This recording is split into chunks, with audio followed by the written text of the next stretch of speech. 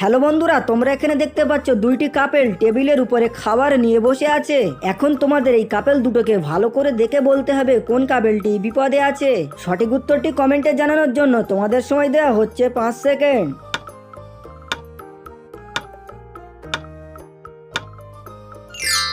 যারা যারা উত্তরটি বুঝতে পেরে গেছো কমেন্টে জানিয়ে দাও, আর যারা বুঝতে পারোনি তাদেরকে আমি বলে দিচ্ছি।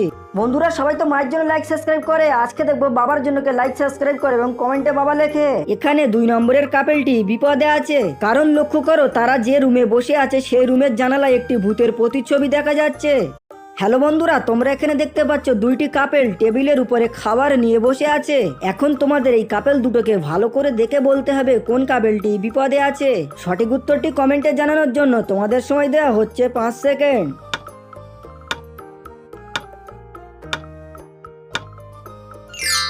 যারা যারা উত্তরটি বুঝতে পেরে গেছো কমেন্টে জানিয়ে দাও, আর যারা বুঝতে পারোনি তাদেরকে আমি বলে দিচ্ছি।